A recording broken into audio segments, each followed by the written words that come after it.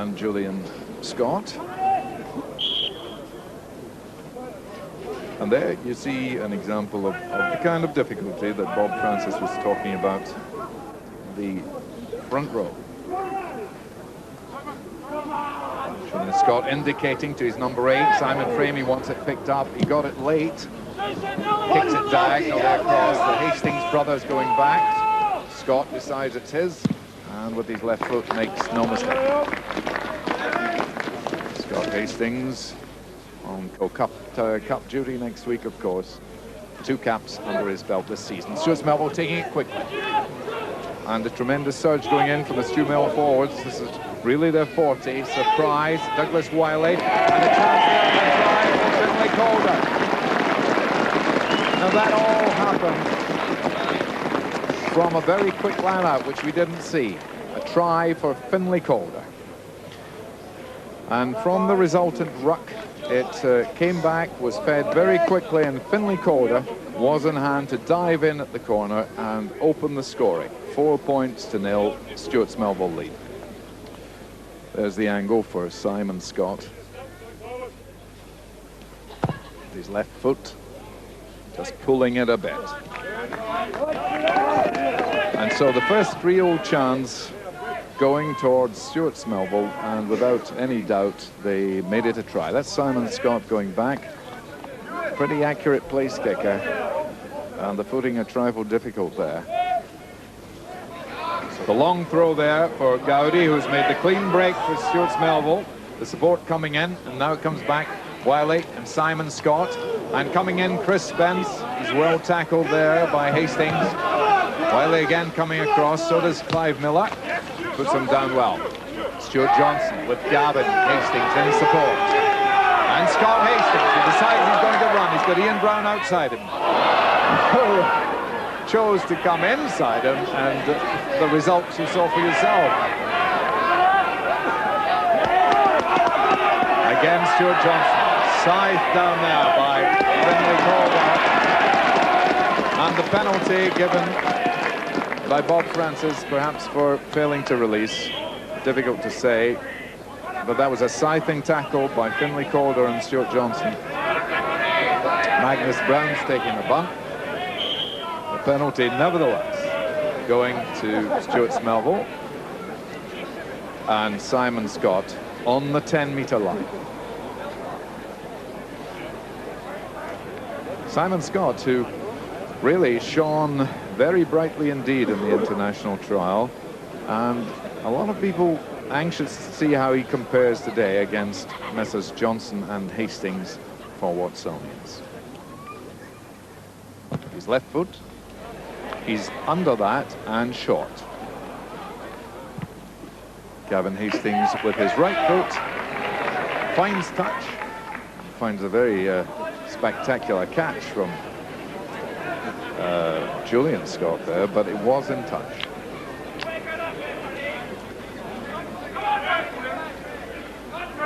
So Julian Scott throwing for Finlay Calder, no bother at all to brother Jim Calder. Now it comes back.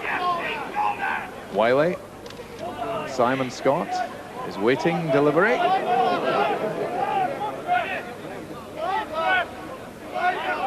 And certainly Stewarts Melville going forward, being more positive and looking more like a team. The 2 forwards, Simon Scott, Christian Hogg for Watsonians, and Finlay Calder for Stewarts Melville. The number 8 getting up is Simon Frame. Quick delivery from Julian Scott to Wiley. Makes to go to the left, chooses the right. Chris Spence in the line, and Neil Park with a lovely little chip. It's being pursued, and has a touchdown been given? No, it has not. Instead, the referee's given a 5-metre scrummage, and that was a very threatening piece of action by Douglas Wiley and Neil Park, and the little chip relieved only by Gordon Forbes getting across. Johnston. Ewan Kennedy, delicate little one. Football from Scott Hastings. He's made ground there. Charging through is Clive Miller.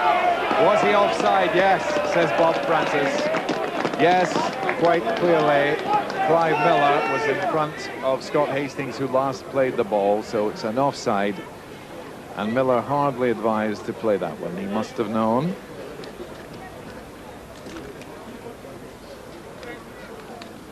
Well, we've seen this little ploy from time to time during the season. The kick for distance from the place. Simon Scott being quite sure.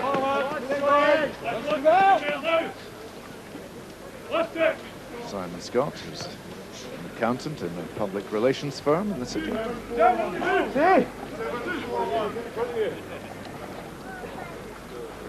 Waters throwing for Campbell, instead taken by Graham Lynn. Happily recovered, now it comes back. Wiley trying to go through forwards.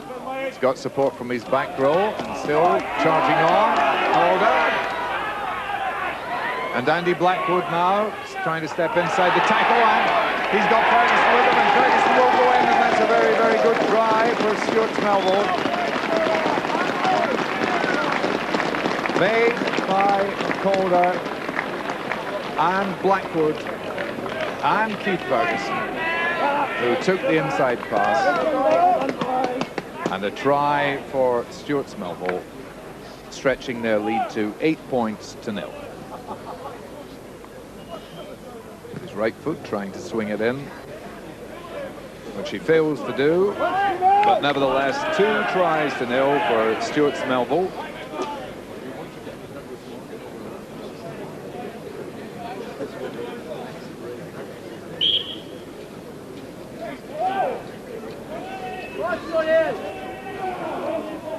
Julian Scott.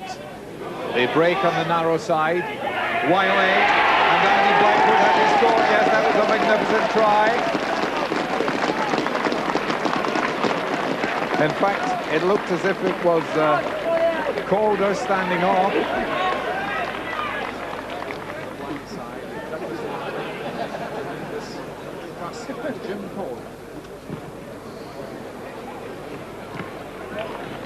So 3 unconverted tries to Stewarts Melville, a situation with which, as the first half draws to its conclusion, they'll be well satisfied.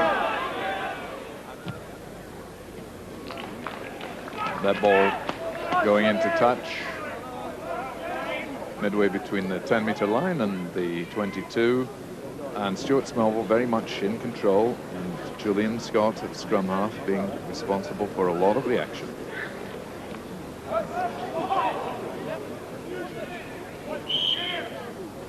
Not forward there, and the referee decides that the whistle has blown for half-time, with Stewarts Melville leading by 12 points to 0 and 3 tries to 0.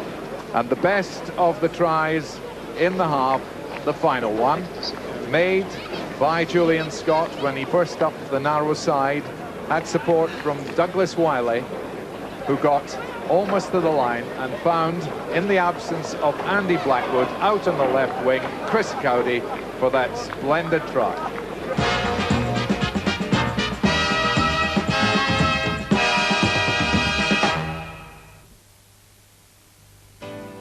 When you're thinking of buying a house, first, choose Bank of Scotland. Second, take out a mortgage. And third, move in. It's simple with Bank of Scotland. And we don't charge extra for larger loans. So whatever your choice, come and talk it over with a friend at Bank of Scotland. Bank of Scotland, a friend for life.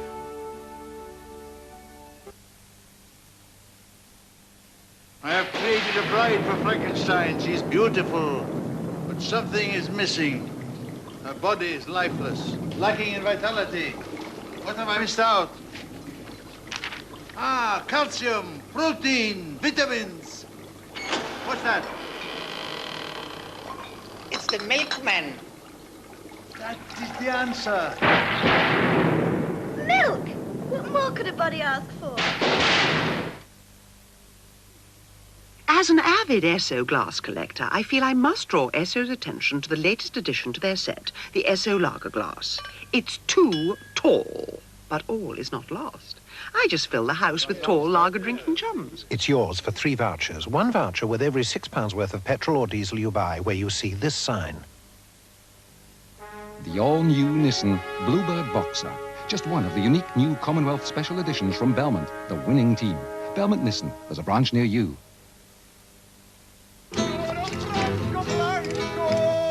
Dos sangrías, señor. Have you not got something a wee bit more special? Hey.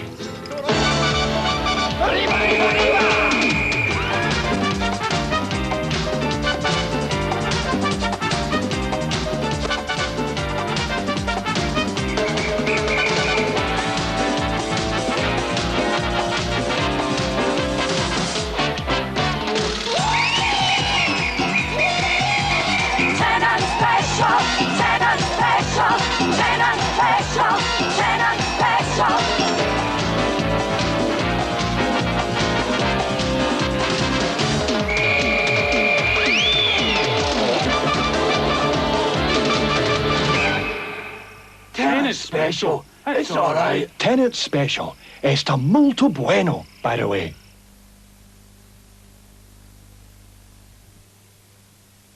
And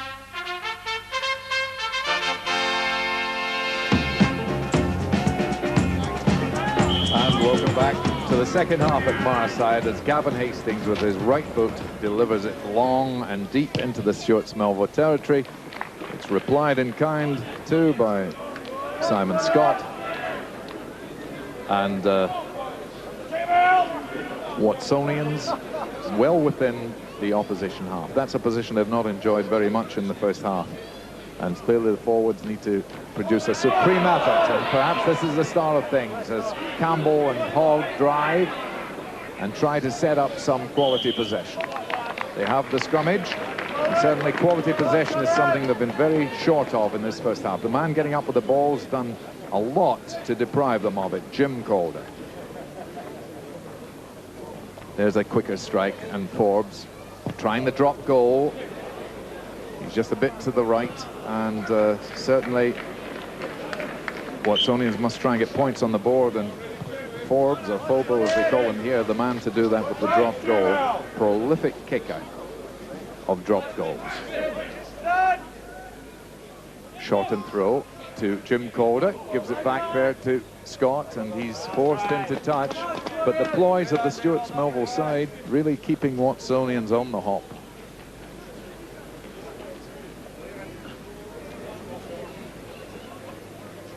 So Watsonians desperately defending here on their own line. That's for Campbell. It's won by Simpson and Wiley. Simon Scott ripping through the defence as Chris Spence taking the ball on the run. The short pass and a marvellous try there for Stewarts Melville, and a try for Chris Spence, who, as you can see, is clearly delighted. That came from line-out ball that came along the line in a very orthodox fashion from Wiley. Let's pause for the kick. Ferguson with the kick and the goal, 6 points and an 18-point lead. Just let's remind ourselves how that try happened. Line-out possession through to Douglas Wiley and Simon Scott, and ripping through on the intrusion from fullback was Chris Spence to score a try under the post. Scott to Wiley. Gavin Hastings, that one to chase. And it's a difficult bouncing one. Hastings, lovely bit of wrong footing. He's surely obstructed there, and surely it is Bob Francis in no doubt at all. Stewarts Melville foolishly kicked the ball away, and that's why you hear that noise. And Watsonians have decided they're going to run this one. So let's see what they're going to make of it. Stuart Johnson turning on the narrow side, and Ian Finney almost going clean through. Has he gone clean through? A tremendous surge by Ian Finney, and that will be a scrum 5. Well, what a good thrust by the Watsonian number 8, who went almost to the line after the short penalty from Stuart Johnson.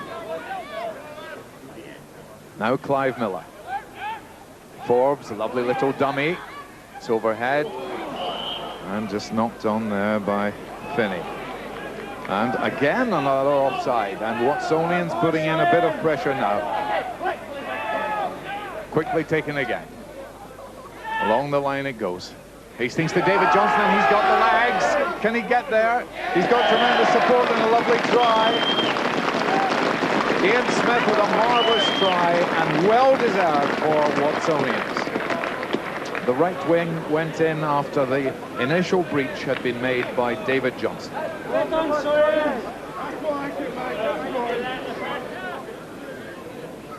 So this is Gordon Forbes, 194 points to his credit this season. And that's all. And he's going to be allowed to kick again because the Stewarts Melville side ran out before Forbes made to kick. And so he gets another shot. There's no doubt we've seen from accredited place kickers like Forbes and Hastings and Simon Scott that this is a very difficult ball to kick this afternoon, but Gordon Forbes has this to make the try into a goal.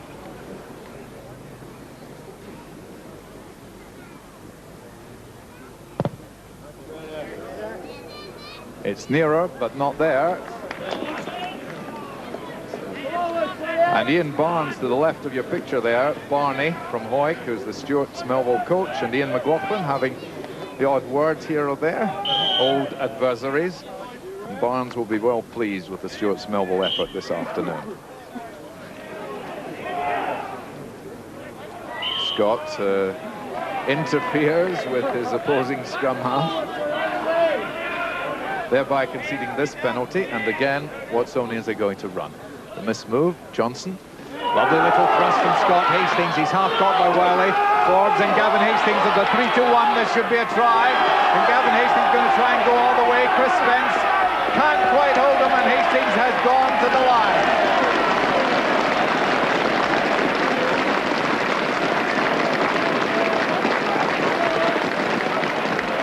And that is the try of the afternoon. Gavin Hastings always capable of that kind of sustained running. And try as the Stewarts Melville defence, and Douglas Wiley in particular, and Chris Spence, they couldn't quite close the gap. Forbes trying to make the 4 points 6. Has he? Just passed. So a good effort from Gordon Forbes, not quite good enough. It's 4 tries to 2, and it's 18-8. And another try from Watsonians really would put the cat among the pigeons. But the crowd enjoyed that one.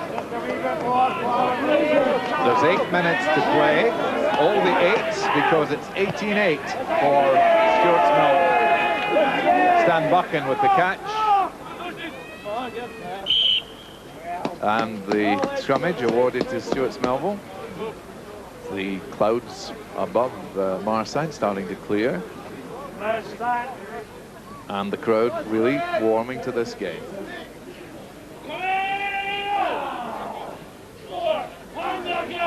Julian Scott awaits delivery.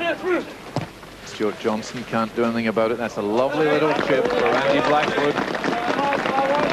Driving the pack back, and lovely bit of play by Hastings and Brown, the quick one, and it was allowed to be played, but as you could see it ran into touch, and so this line out on the 22. In fact, it's the scrummage that's been given, and Scott again getting good ball, and Wiley. Ferguson for Chris Spence on the intrusion, and Spence is going to go all the way. What a marvellous try by Chris Spence, who changed the angle of his run and came in almost on the diagonal, took it cleanly from Ferguson and went right through the fragmenting Watsonian pack for his second try. So a 22-8 it finished, and Stewarts Melville back on top of the league. After the game, Ian Anderson spoke to referee Bob Francis, who handled the Wales-Scotland game last week. We had a new experience at Cardiff last week. We scored 3 tries to Wales's 1, and I dare say at the end of the afternoon you weren't the most popular man in Scotland, Bob, if I could put it that way. During the course of the game, either with the rub of the green or the circumstances of the game, were you aware that perhaps things were going against Scotland? No, I'd never really considered it at all. I think you referee the game as you see it, and at the end of the day, well, the result really doesn't come into your mind. Of course, it was analysed pretty fully after the game, of course, but no, it never came into my mind at all. Can I ask specifically about a couple of things? The scrummage infringements when David Soul was penalised and Paul Thorburn kicked a couple there.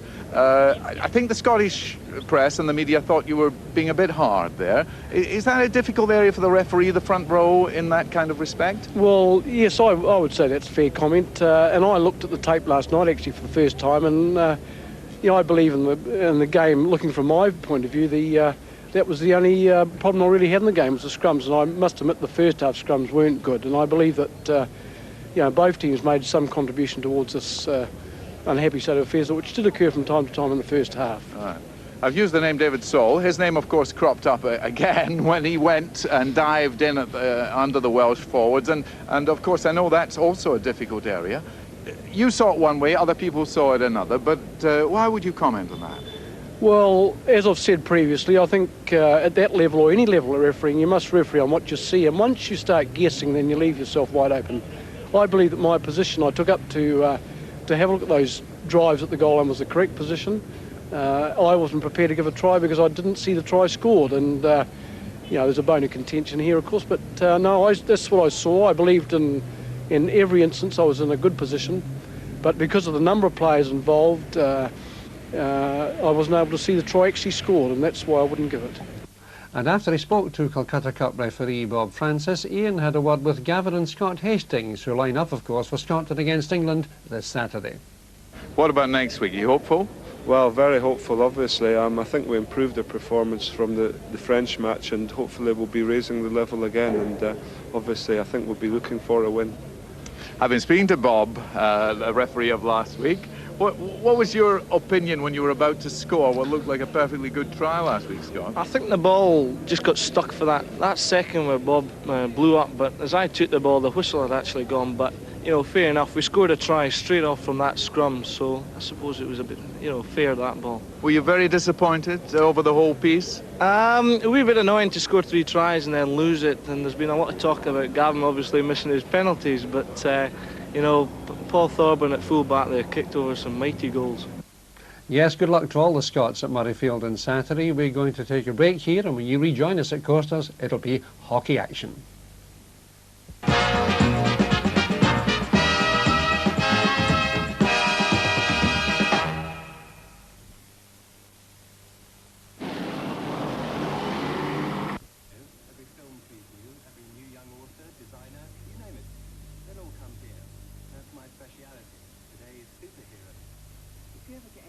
One. Sorry, you're talking about my pension. What? I sell them, dummy. I'm not a giveaway shop, you know. Selfish little worm. Well, I don't know what he's looking through all that for. He wouldn't recognise the story if it fell on his head. Offer of a freebie here. 5 days at a rock garden fete in Martinique. Says I can take a friend along. What do you think? Fancy it? Is he talking to me? I think he's suggesting a dirty weekend. You know, I believe I'd rather be burnt to the stake. You had your chance. A fate worse than death. Oh, yeah. This is what I call a story. Oh, crikey. Well, it's nice to see people enjoying themselves. Oh, very nice, Scoop. Does the porn come with the free records and videos? Do you need a special tray for it with a little label, Scoop Smut? You don't know who they are, do you? I don't think it's Dolly or me, is it? Look closely. Don't you recognize them? Well, the one on the left looks familiar. The face, I mean. My God, where have you people been this last 2 years? These two are only cotton candy. You're kidding. What? He isn't, you know. Well. And you thought they were nice little professional virgins. Fresh-faced Madonnas for the Sunday God slot. I've been trying for months to get a copy of this. Who are the fellows they're with? Does it matter? A couple of hairy back roadies. They aren't too fussy about who they perform with in private. How about this for a line?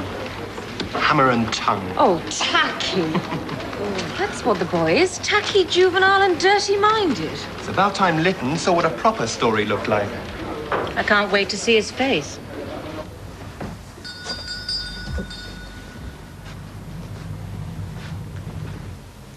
Do you, by any chance, happen to have the complete works of Neville Lytton? Henry, what a nice surprise. How are you? I expect Lytton's told you I don't read books. Not quite. He actually thinks you never learnt to read at all. Where would I be without friends? Were you just passing, or can I sell you something, perhaps? To be honest, I need a favor.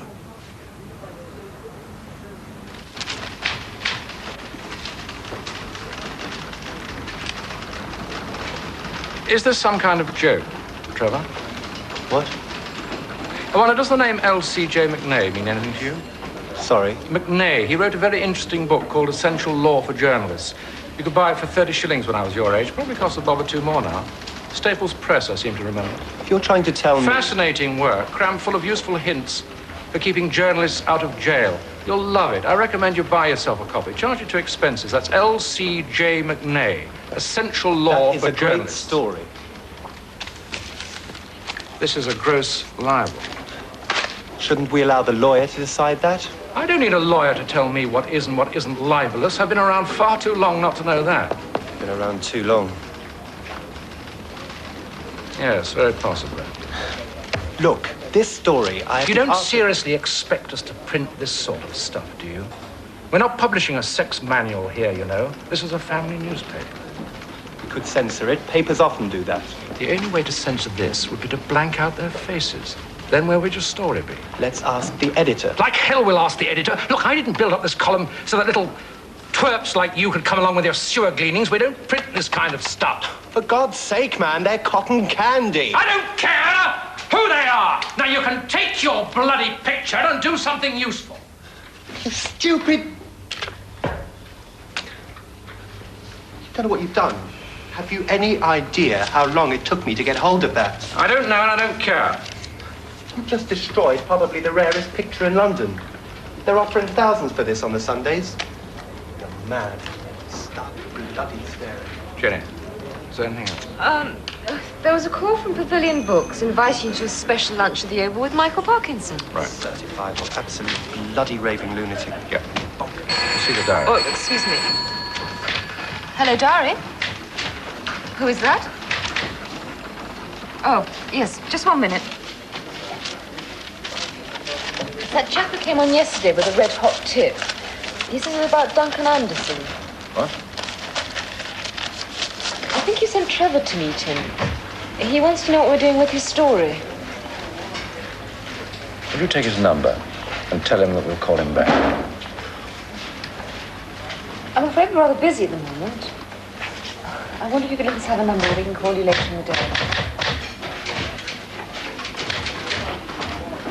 The chap on the phone says that you may have something on Duncan Anderson for us. Is that right? Yeah.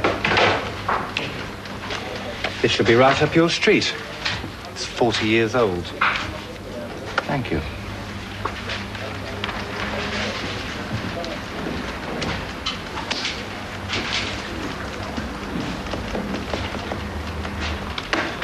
The men in white coats come for King Kong there. Give me a call. I'll be in the galley. I'd hate to miss that.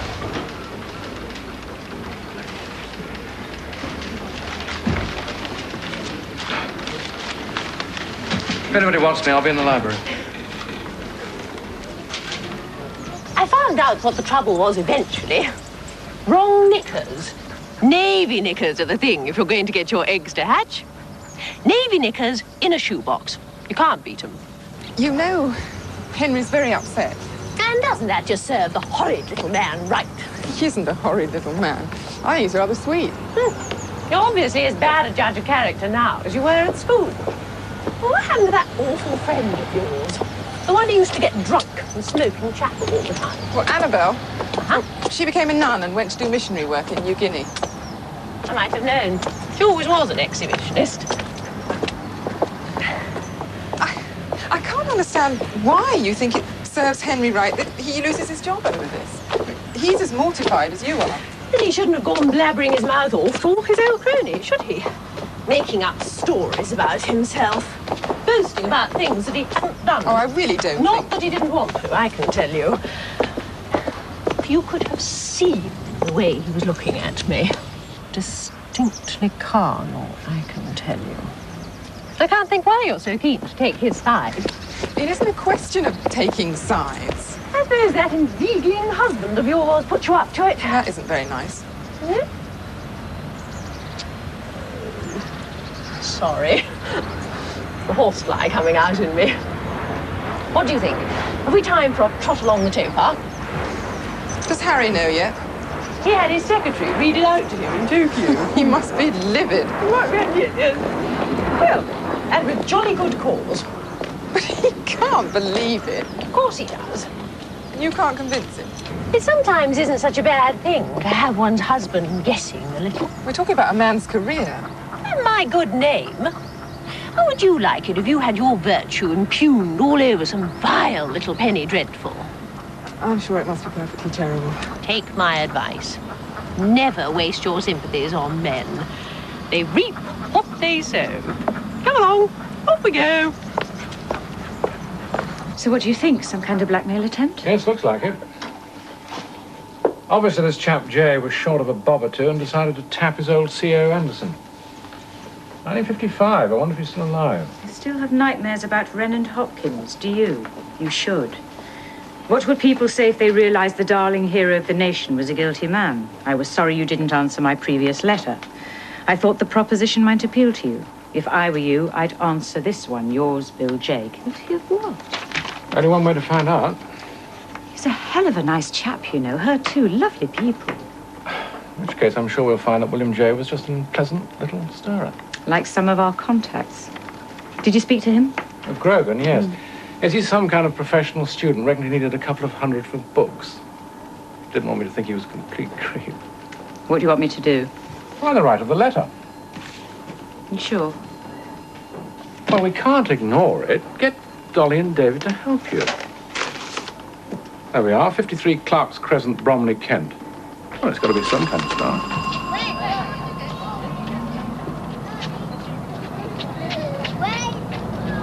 But I'm looking for someone called William J. I think he used to live here.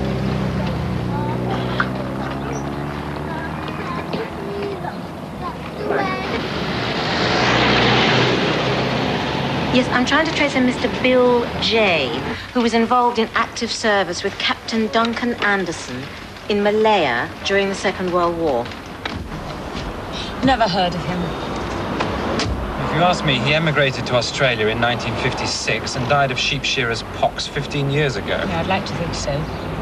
Oh, come on. Whatever happened to the intrepid dirt digger? Nowadays, everyone wants to destroy legends.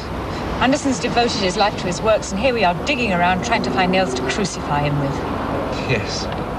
Unfortunately, I don't think Lytton will think we're trying hard enough. She seemed terribly resentful. You didn't upset her, did you? Good heavens, no. One doesn't upset the wife of one's employer. Well, to be honest, I was under the impression she rather liked me. Silly as it may seem. Very likable. Oh, really? Thank you. I'm looking for creative gardening. Do you have any? Oh, yes, I think you'll find it on the third shelf down, on the left. If you want to make a fortune, write a book on gardening. Oh, I'm a journalist. I don't write. Actually, Bettina seemed to think that you liked her too. Well, rather more than liked. The woman's mad. Who's been gossiping, Henry? Who did you tell? Not a soul. Not a living soul, on my word. Or perhaps someone saw you. Well, there was nothing to see. Two people looking at a butterfly collection. Besides, there wasn't anyone around. Well, somebody must have been talking to Cyclops. Obviously. But who would want to? Only a bloody lunatic. I'm telling you, the old dinosaur tore it up. I don't know why. He suddenly threw a wobbly, started frothing at the mouth and rolling his eyes, and then scattered the pieces to the four winds. If you ask me, he's got kangaroos in the top paddock. Look, I've got to go. Looney Tunes is coming over. Catch you later. Bye. Any light yet? Corporal Billy J, known to his comrades as Jaybird, was, according to popular legend, a chirpy little sparrow who kept everyone's spirits high. When he was demobbed, he went back to being a milkman for a while, went into business with a launderette in 1954 and was declared bankrupt in 1955. Since then, zilch. Yes, I suppose that makes some kind of sense. What about Wren and Hopkins? Apparently they strayed from the group and were killed by Japanese snipers. Anderson and Jay found their bodies. I don't know. Keep at it. You know, Scoop, that letter you junked is actually quite interesting. Is that a fact? It looked more like an item for History Today to me. Yes, I'm sure it did.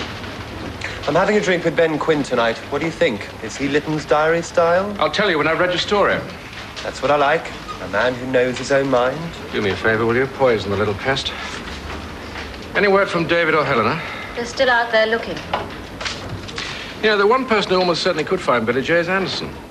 Yes, but if he does have some dark secret, he's hardly likely to help us, is he? I tell you what, Dolly, go and see him anyway. He might just let something slip. I'll tell you what to say.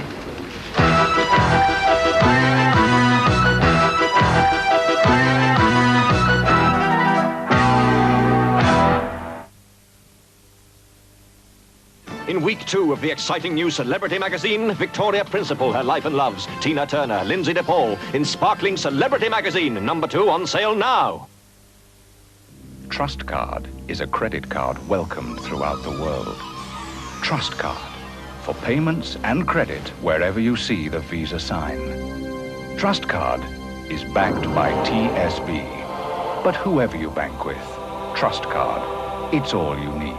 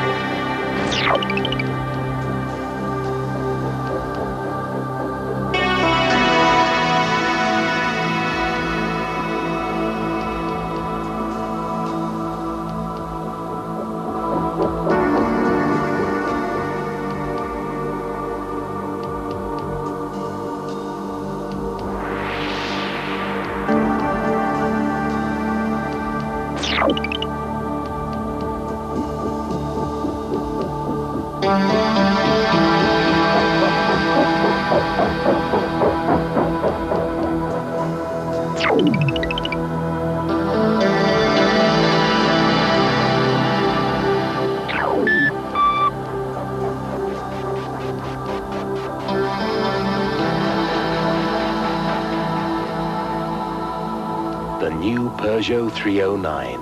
The reality is even better than the dream.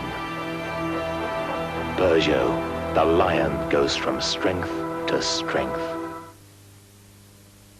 You know, you get a very different view of the Isle of Man with Manx Airlines. Naturally, miles of golden beaches, fabulous golf courses, great spots for fishing, and 1,000 years of history to explore. Oh, and if you're looking for nightlife, we've got something for everyone. Yes, it all looks very different with Manx Airlines. This tulip back bacon is probably the cheapest in Scotland because at William Lowe, the price is always way down.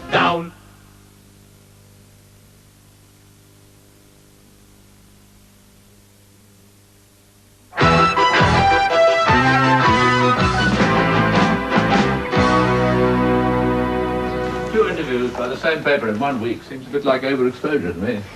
Don't believe a word he says. Nothing he likes more than talking about himself. You're not throwing that away, are you? Excuse me. So what's the angle this time? Just done. Oh, thank you. Well, we've had this wonderful idea. We want to get all the survivors from the longest stroll up to London specially for a group photograph. And then we'll give the whole diary page over to their life stories. If only that were possible, but the years haven't been kind. We've lost quite a few now, I'm afraid. But you have kept in touch, haven't you? Oh, absolutely. Every year we have our reunion dinner. So you'd know exactly where to find, say, Corporal J? Corporal J? No, I don't believe I would. But I thought you said you had annual Oh, we reunion. do, but J stopped attending them many years ago. Well, Someone must know where we could contact him. You seem very interested in Corporal Jay. Is there any particular reason? Oh, no. I just understood that you and he were very close at one time. Jay and I were never friends. Oh, I'm sorry. I thought... Yes? Well, this is all history now, but from a couple of the biographies, I got the feeling that you and he became close after the deaths of Wren and Hopkins. I think that everything that could be written about my time in Burma has been written. I would have thought my life since the war was of far more interest to your Yes, readers. of course it is. An overblown episode which I did not plan and most certainly did not enjoy. But I would be right in saying it was that episode which changed your life, wouldn't I? You would? There's something there, all right, but he's damned if he's going to talk about it. Every shot I tried, he played straight back at me. Clever chap. Well, you don't become a national institution without some qualities for survival, you know.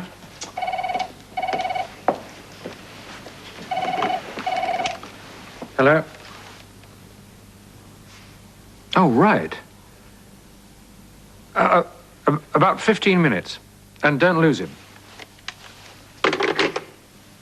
They found Billy Jay.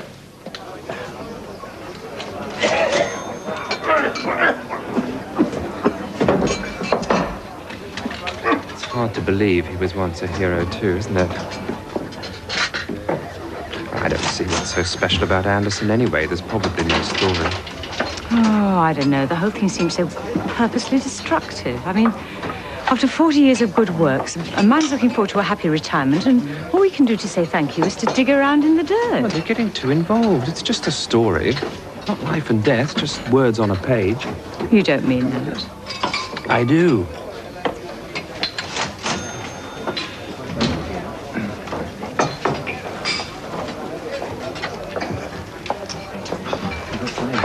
There's our man. War veteran Corporal Billy Jay. I've bunged the landlord 20 quid to keep him sweet. He told Billy he'd lose his job if there was too much rabbit. Well done, both of you. If you don't mind, I think I'll wait outside in the carts. Perhaps you better join her.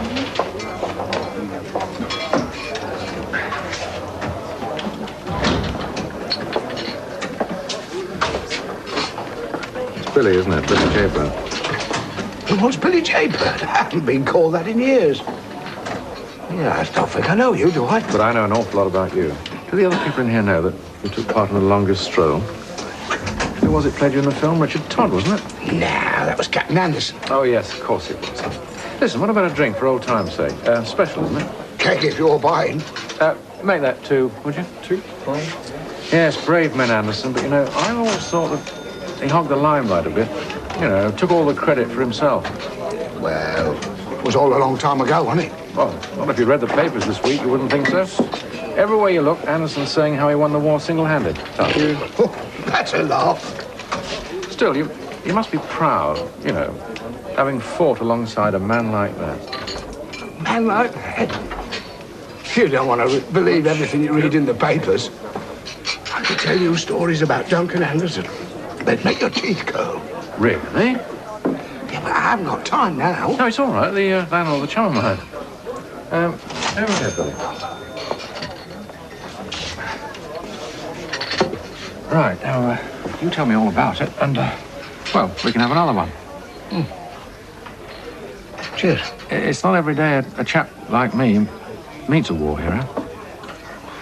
Well... Now, come on, Billy, I'd love to hear it. What happened on the longest stroll? Cock-up. That's what. Start to finish, a complete cock-up.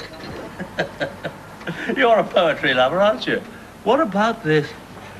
The mouth organ tremored, jumped a scale or two, and quavered at the sight of her crotchet. Quavered at the sight of her crotchet. Oh, yes, I know the feeling. With trembling vibrato, he undid her discord, and percussioning softly, ran a swift cantata, saying, "I'll do you no harm, Monica." Oh, no. Ah, Monica, the erudition of it makes me weep. Chuck it away, it's rubbish. My God, Lot's wife. And as salty as they come? How are you, Catherine?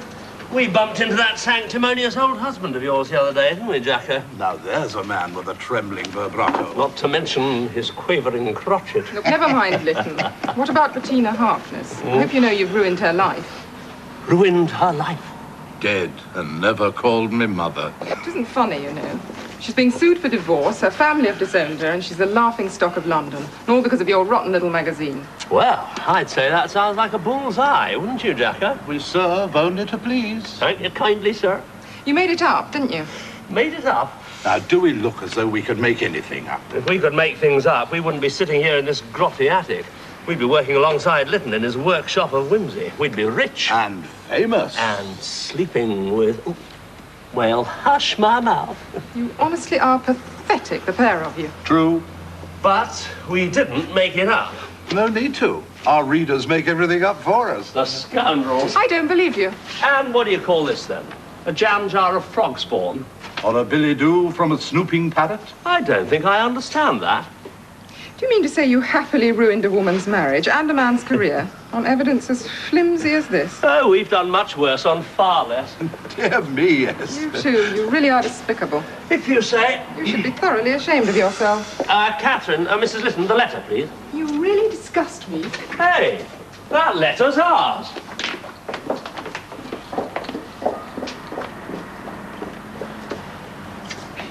If you ask me, old fruit, we've just been had.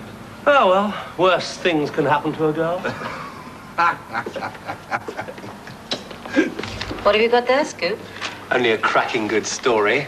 How clever of you. Lytton's going to spend his time in the Dark Ages. Someone has to keep an eye on today's news. Lytton in yet? He got in early. He's gone down to see Duncan Anderson. Final spear in the side, eh? I'd offer you a cup of tea, only I'm afraid my wife inadvertently packed the kettle. Oh. A house full of tea chests, and not a drop to drink. No, that's... But of course you didn't come on a social visit, did you? You said on the telephone you've been talking to Billy Jaybird. Yes, I met him last night. He must be getting on a bit now, Miss Billy. No doubt he's managed to look after himself very well with his native cunning. He took us for a small ransom in his time. Well, he survived, but he's rather pathetic. Not a success story like me, hmm? Not a revered national hero. He talked to me about Hopkins and Wren. And did you believe him? Well, I don't know what to believe. To the best of my memory, Billy had many faults, but I don't believe he was ever a liar. He told me that the official story of the longest stroll was a tissue of half-truths, bravado, and omissions. And lies? And lies. Is he right? Oh, I'm sorry. Darling, this is Mr. Lytton of Lytton's Diary. She's a great fan of yours, aren't you, dear? Oh, yes. She's come to ask me about how I shot Hopkins and Wren. Isn't that right, Mr. Lytton? Oh, Duncan. Will you enjoy hacking away the roots of the living legend? Is that what you want to do? I don't think I have any alternative. I didn't think I had any alternative either. Our survival depended upon it. But of course, in those days, in that situation, alternatives were about life and death. Darling, you don't want to hear this again. Why don't you see if you can unearth that kettle of yours? That's a good girl.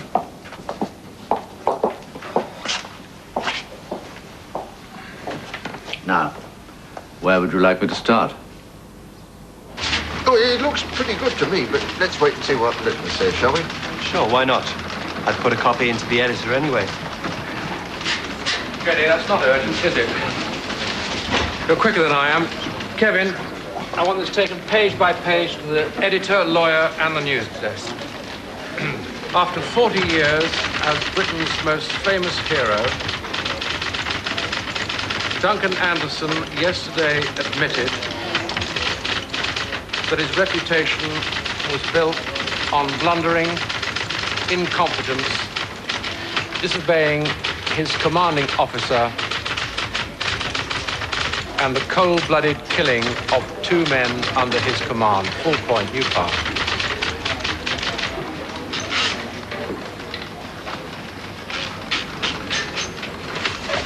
The killings took place during Anderson's famous wartime longest stroll in Burma, when almost completely surrounded by enemy forces, two of the younger officers attempted to convince Anderson that surrender was the only reasonable option, full point. Yesterday, Anderson said, open quotes, thank you, my whole career has been built on a lie. It was entirely my fault that my unit became cut off. I was ordered to withdraw, but wanting to make a name for myself, I made one last sortie, knowing that my CO was a dying man. I led my men into a disaster. The longest stroll was never a heroic guerrilla action. 2/3 of the force was wiped out, full point. My only plan was to survive, full point. I was convinced that Hopkins and Wren were going to get us captured, full point. So I killed them, full point, close quotes. The deaths changed Anderson's life. When he realized that no one wanted to know the truth, he decided to dedicate his life to making some kind of reparation for the wrongs he thought he had done. This is the lead, Alan. We'll clear the front page and the center spread. This is wonderful. Our national hero, a murderer. Wow! Hardly. They were deserters. He was right to shoot them if they disobeyed orders. Well, that's not the way he sees it. Remember, he disobeyed orders himself. That's how they got into the situation in the first place. Oh, it's marvelous. I love it to death. Well done, Neville. I think you can safely say your worries are over, as far as Bettina Harkness is concerned. She told Cyclops herself. Look. Check the handwriting. That's an old invitation card. Oh, you can't be married to Lytton for all those years without picking up a trick or two. This is extraordinary. I don't quite know what to say. Why would she want people to think... Oh, God knows. I mean, she's crackers. Well, perhaps she wanted to make her husband jealous. Or show off to her friends, or punish you because you didn't make her pass it. I don't know. People do things for the strangest reasons. Yes. Yes, of course.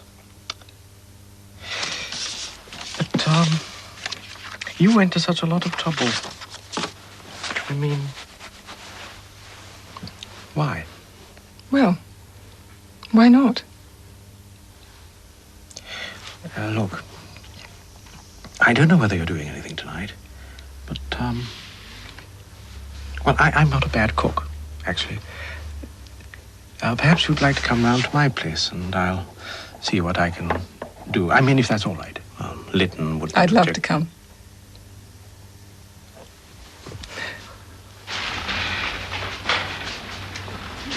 Young Trevor did well tonight, didn't he? Oh. A diary lead, and he's only been with us 5 minutes. Yes, it was a very good piece. Might be some use to us after all.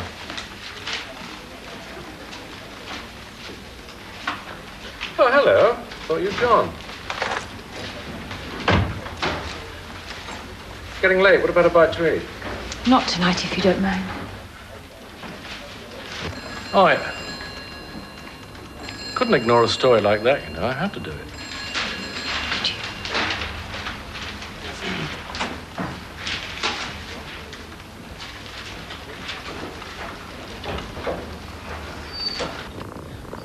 Right then, Dusty. I'll make a deal with you. A bumper tin of cat food for you, a couple of books for me, and the rest? What do you think? Oxfam or Save the Children? Huh? Well, we don't need 200 quid, do we?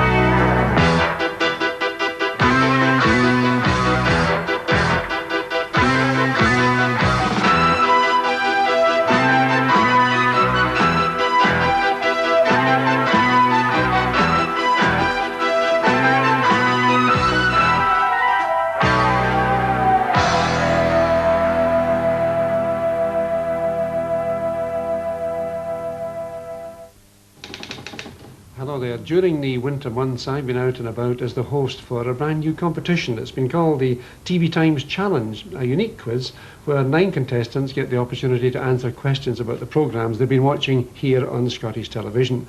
Well, this week on Thursday night, we're in the Village Theatre, Maxwell Drive in East Kilbride. The show begins at 7:30. Admission is free, and if you're in the district, I do hope you can join us. That's Thursday night, 7:30 in the Village Theatre, East Kilbride. The next chapter has begun. Watch the commercial break around 10:15 tonight. Was all my joy. We did the right thing, didn't we? For once I think we did. Was my delight. It means we can treat ourselves every month. Every month, love. And this month, that's 2 nights at the Lakeside Inn. National Savings Income Bonds give you a regular monthly income without touching your savings. And you can invest from £2,000. What about next month? Let's spend this month's first. And I have loved you oh so long, delighting in your company.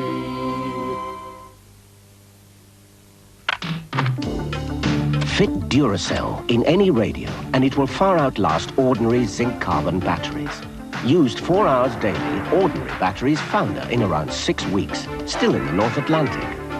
While Duracell are playing and playing and still playing well over 4 months later, and that's to the other side of the world. Duracell. No ordinary battery looks like it or lasts like it. What about some nice British pork? When winter chills, bring great big bills. Braised pork chops are cheap and hot. What a lot. But not a lot.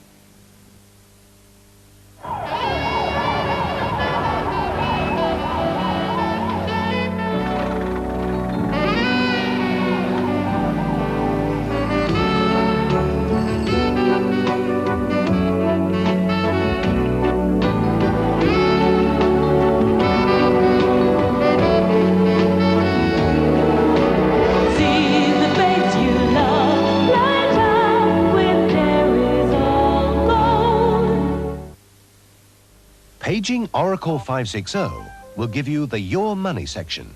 It's one of Oracle's many free services. The Your Money section helps you decide what to do with your savings. Then you can keep a watchful eye on your investments from the comfort of your armchair. There's all the latest money news as well as special features and topical advice, while home buyers can get the lowdown on the high street mortgage scene. Whenever you want the full personal finance picture, page your Oracle. We must apologise to viewers in some parts of eastern Scotland for poor quality pictures this evening as a result of reduced power at the Craig Kelly transmitter due to adverse weather conditions. Full power will be restored as soon as possible. The time is 10 o'clock.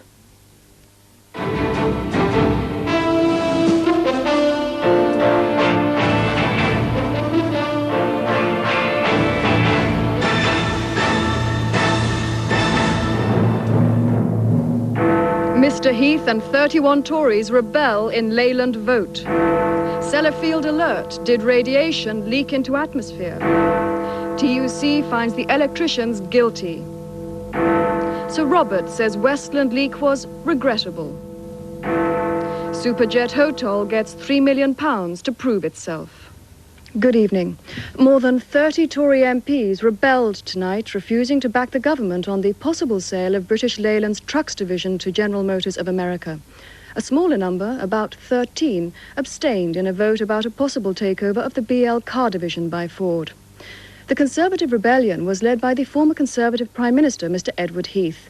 He said he would resist a sellout in every way possible. Mr. Dennis Howell for Labour accused the government of industrial treachery. The new Industry Secretary, Mr. Paul Channon, said the talks with General Motors were advanced, but the discussions between Austin Rover and Ford were at a very early stage. There'd been no discussions with European makers.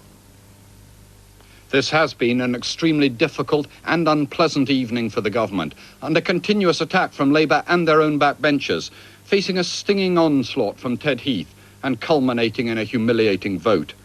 Yesterday, Mrs. Thatcher had said the British taxpayer could not continue to support BL. Today, Mr. Heath attacked her argument head-on. To have put £2.6 billion into the concern gave one every justification for carrying on, he argued. What sort of response is it to say now we sell out to the Americans?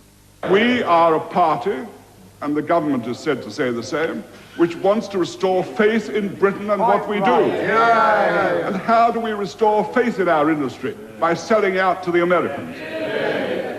I said that public opinion, business and finance was stunned by this announcement. They don't know what to expect next. What else is the government negotiating to sell? Are we going to get rid of Rolls-Royce to Pratt & Whitney to enable them to take it over because we still have to support Rolls-Royce? What are we going to sell out next? Paul Channon, the new industry secretary, looked distinctly unhappy as Labour's John Smith told him the government's industrial policies lost Britain jobs, plants and control. Now, I say to the government that the country is shocked at the casual way in which they have gone about this matter, the easy way in which they shrug off responsibilities, the easy way in which they talk about anti-Americanism and effectively forget about their obligation to be pro-British. Above all, that blind dogmatism that prefers a foreign private sector solution to a British national interest. My concern is to see a viable and internationally competitive motor industry in the United Kingdom. That is the only way in which we can safeguard the thousands of jobs which are dependent upon it. And I am determined that every option which offers a way forward towards achieving that should be examined, and I urge the House to reject the motion. But at the end, over 30 Tories, including Mr. Heath, refused to support the government's motion. Tonight, the government whips are claiming not all of those are against the government. But many Tories feel Mrs. Thatcher simply can't afford to add doubts about the future of Britain's car industry to her problems over Westland. David Rose, News at 10, Westminster. 70 workers at the Sellafield nuclear reprocessing plant were checked for radiation tonight after the plant's worst nuclear leak since 1973. The plant's owners, British Nuclear Fuels, said preliminary tests showed no danger to staff or public, but they could not rule out the possibility that some radiation escaped into the atmosphere. The plant in Cumbria was placed on amber alert, the second of 4 emergency categories, and one section was evacuated after the leak of radioactive plutonium.